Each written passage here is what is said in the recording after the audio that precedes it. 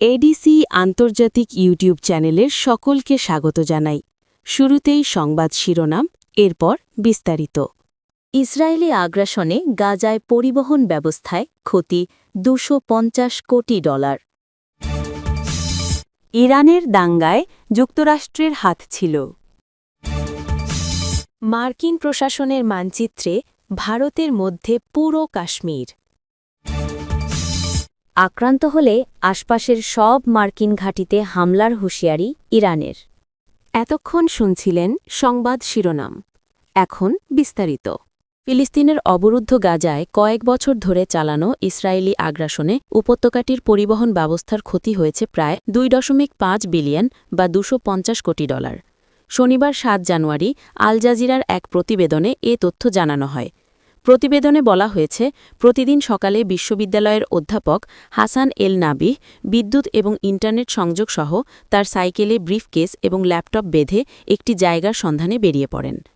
তার ছাত্রদের অনলাইনে যোগাযোগ করার উদ্দেশ্যেই এমনটি করেন তিনি। গাজায় ইসরায়েলের আগ্রাসনের আগে একজন অধ্যাপকের সাইকেল চালানো কোনো সাধারণ দৃশ্য ছিল না, কিন্তু এখন যুদ্ধের কারণে আরোপিত একটি করুণ বাস্তবতার মধ্যে এক কাতারে এসে পড়েছেন গাজার ধনী গরিব, শিক্ষার্থী শিক্ষক, মালিক চাকরিজীবী সবাই। বিশেষ করে ক্ষতিগ্রস্ত অবকাঠামো এবং ধ্বংসপ্রাপ্ত গণপরিবহনের কারণে এখন বিকল্পগুলোর মধ্যে অন্যতম মাধ্যম সাইকেল। এল নাবিহ জানান, 2023 সালের ডিসেম্বরে গাজা শহরের সুজাইয়া পাড়ায় পার্কিং করার সময় তার গাড়িটি মারাত্মকভাবে ক্ষতিগ্রস্ত হয়েছিল। তিনি বলেন, আত্মীয়দের সাথে দেখা করতে যাচ্ছিলাম আর তখন কাছাকাছি একটি ভবনে ইসরায়েলি বিমান হামলা চালায়। এ সময় উভয় উইন্ডো স্ক্রিন ভেঙে পড়ে এবং ইঞ্জিনটি বিকল হয়ে যায় বলে জানান তিনি। এই অধ্যাপক আরও বলেন, আমার গাড়িটি ব্যবহারের অযোগ্য এবং এখন জ্বালানি খুঁজে পাওয়া প্রায় অসম্ভব, তাই আমাকে এভাবেই মানিয়ে নিতে হয়েছে। ইসলামী বিপ্লবের প্রায় 4.5 দশকের মধ্যে প্রথম সবচেয়ে বড় সংকটে পড়েছিল ইরান।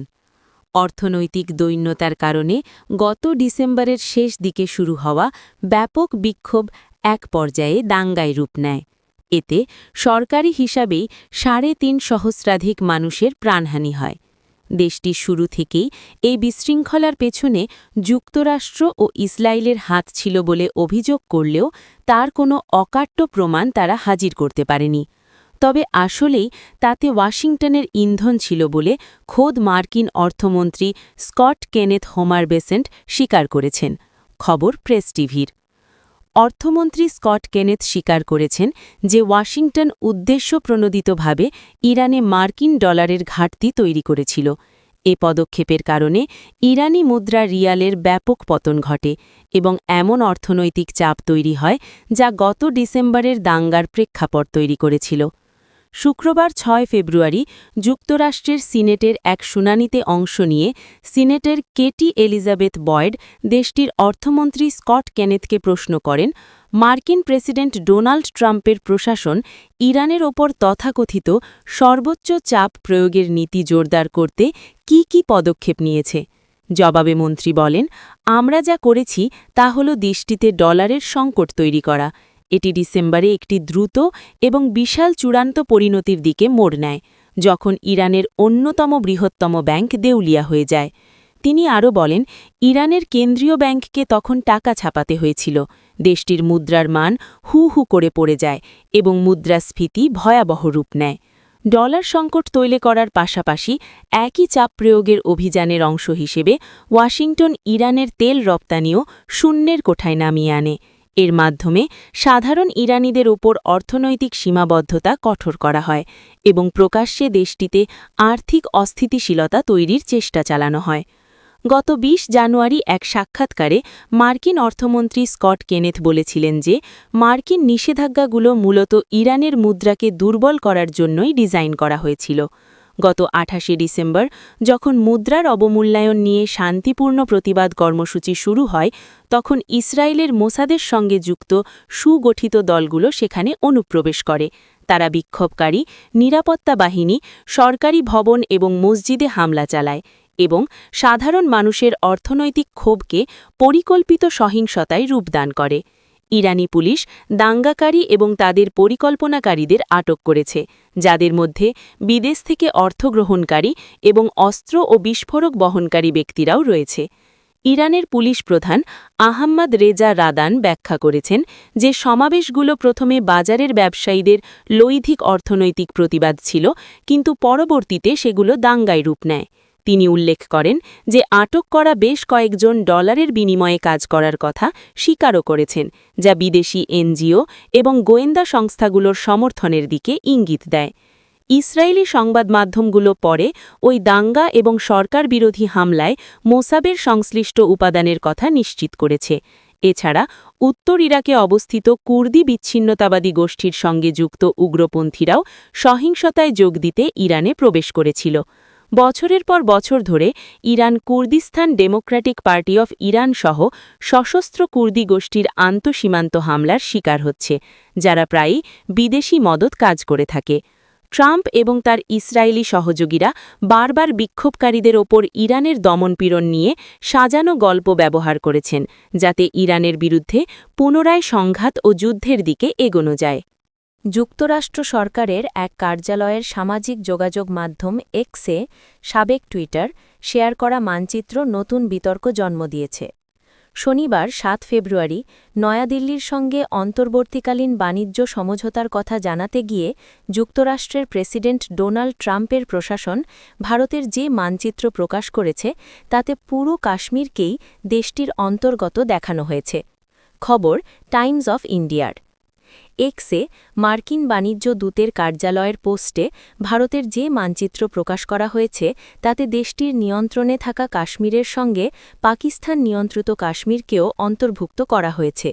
এমনকি একই মানচিত্রে চীনের দখলে থাকা কাশ্মীরের অংশ আকসাই চীনও আছে। তবে বিষয়টি নিয়ে পাকিস্তান ও চীনের পক্ষ থেকে তাৎক্ষণিক কোনো প্রতিক্রিয়া প্রকাশ হয়নি। নতুন মানচিত্রের মাধ্যমে ট্রাম্প প্রশাসন কাশ্মীর ইস্যুতে কার্যত ভারতের দাবি মেনে নিল বলে দাবি করছে ভারতীয় গণমাধ্যমগুলো। এর আগে যুক্তরাষ্ট্র প্রশাসন ভারতের যত মানচিত্র প্রকাশ করেছিল তাতে পাকিস্তান ও চীন নিয়ন্ত্রিত কাশ্মীর ছিল না। এবারই প্রথম এমনটা হয়েছে। একাধিক মার্কিন পণ্যের ভারতে ঢুকতে শুল্ক কমছে এমনটা জানাতে গিয়ে ওই মানচিত্রসহ পোস্ট দেয় মার্কিন বাণিজ্য দূতে কার্যালয়। তাতে বলা হয়, কাঠবাদাম থেকে শুরু করে অসংখ্য পণ্য ভারতে নতুন বাজার পেতে যাচ্ছে। সাম্প্রতিক সময়ে পাকিস্তানের প্রধানমন্ত্রী শেহবাজ শরীফ ও দেশটির সেনাপ্রধান আসিম মুনিরকে ট্রাম্পের সঙ্গে ঘনিষ্ঠ সম্পর্ক বজায় রাখতে দেখা যাচ্ছিল। এর মধ্যে এমন মানচিত্র ইসলামাবাদের জন্য বড় ধাক্কা বলেই বিবেচিত হবে বলে বিশ্লেষকদের ধারণা। যুক্তরাষ্ট্র পাকিস্তানের সঙ্গেও বাণিজ্য বাড়াতে তৎপর। তারা এরই মধ্যে বেলুচিস্তানে শতাধিক কোটি ডলারের বিনিয়োগে রাজি হয়েছে বলে একাধিক ভারতীয় ও পাকিস্তানি গণমাধ্যমে প্রতিবেদন প্রকাশ হয়েছে। পাকিস্তানের বিরল খনিজেও ওয়াশিংটনের নজর আছে, তারা পাকিস্তানের কাছে সামরিক সরঞ্জামও বেচছে। শনিবার ভারতীয় সময় ভোরের দিকে যৌথ বিবৃতি দিয়ে অন্তর্বর্তী বাণিজ্য সমঝোতার কথা জানায় ভারত ও যুক্তরাষ্ট্র। এই বাণিজ্য সমঝোতাকে স্বাগত জানিয়ে ট্রাম্পকে ধন্যবাদ জানিয়েছেন ভারতের প্রধানমন্ত্রী নরেন্দ্র মোদীকে। ভারতের বাণিজ্যমন্ত্রী পীয়ূষ গোয়াল পরে জানান, নতুন এ সমঝোতা কার্যকর হলে ভারতীয় পণ্যের শুল্ক 18% হবে। ভারতের বস্ত্র, চামড়া, প্লাস্টিক, গৃহসজ্জা, রাসায়নিক শিল্পের জন্য যুক্তরাষ্ট্রের দরজা খুলে যাবে। এর পাশাপাশি অনেক ভারতীয় পণ্যের ওপর কোনো শুল্ক আরোপ হবে না। সমঝোতা অনুযায়ী মার্কিন কৃষিপণ্য সহ বেশ কিছু পণ্যের ক্ষেত্রে ভারতও আমদানি শুল্ক কমাচ্ছে। কিছু পণ্যের ক্ষেত্রে তুলেও নিচ্ছে বলে জানিয়েছে দেশটির গণমাধ্যমগুলো। পরোক্ষ আলোচনার বৈঠক শেষ করেই পুনরায় পাল্টাপাল্টি হুমকিতে লিপ্ত হয়েছে যুক্তরাষ্ট্র ও ইরান। তেহরানকে আরও দুর্বল করতে দেশটির তেল রপ্তানিকে টার্গেট করেছে ওয়াশিংটন। এই জ্বালানি পরিবহনে যুক্ত প্রতিষ্ঠানের বিরুদ্ধে নিষেধাজ্ঞা জারি করে বাড়িয়ে দিয়েছে উত্তেজনা। পাল্টা হুঁশিয়ারি দিয়েছে ইরানও।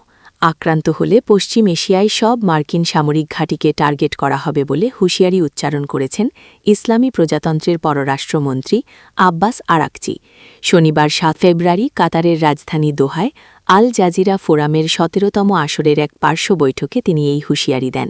খবর প্রেস টিভির। আব্বাস আরাকচি সতর্ক করে বলেছেন, যুক্তরাষ্ট্র যদি কোনো আগ্রাসন চালায় তবে আশপাশের আমেরিকান সামরিক ঘাঁটিগুলোকে লক্ষ্যবস্তু করা হবে। এসব ঘাঁটি আমাদের নাগালের মধ্যেই আছে, তিনি বলেন, তেহরান প্রতিবেশী দেশগুলোর ভূখণ্ডে আক্রমণ করবে না, বরং যেখানে অবস্থিত মার্কিন ঘাঁটিগুলোতেই আঘাত হানবে। ইরানি সশস্ত্র বাহিনী যে কোনো মুহূর্তে যে কোনো আক্রমণের দাঁতভাঙা জবাব দিতে সম্পূর্ণ প্রস্তুত। ইরানের এই শীর্ষ কূটনৈতিক বলেন, ইসলামী প্রজাতন্ত্র শুরু থেকেই স্পষ্ট করে বলেছে যে তাদের ক্ষেপণাস্ত্র কর্মসূচি নিয়ে কোনো আলোচনার সুযোগ নেই, কারণ এটি সম্পূর্ণ আত্মরক্ষামূলক বিষয় এবং যে কোনো আলোচনার আওতার বাইরে। তিনি আরও বলেন, ইউরেনিয়াম সমৃদ্ধ করা ইরানের একটি অবিচ্ছেদ্য অধিকার এবং এ প্রক্রিয়া অব্যাহত থাকা উচিত।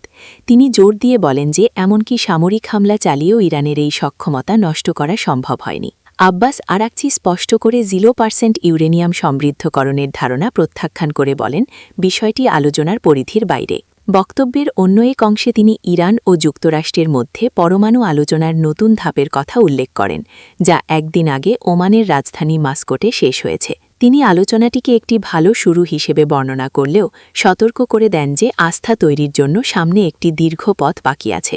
যুক্তরাষ্ট্রের সঙ্গে এই আলোচনা ছিল পরোক্ষ এবং তা শুধু পরমাণু ইস্যুতেই সীমাবদ্ধ ছিল। তেহরান বারবার জোর দিয়ে বলেছে যে দৃশ্যমান অর্থনৈতিক সুবিধা নেই এমন কোনো চুক্তির বাস্তব কোনো মূল্য নেই, ফলে আলোচনার সময়কাল এবং এর ফলাফল ইরানের জন্য বিশেষভাবে গুরুত্বপূর্ণ।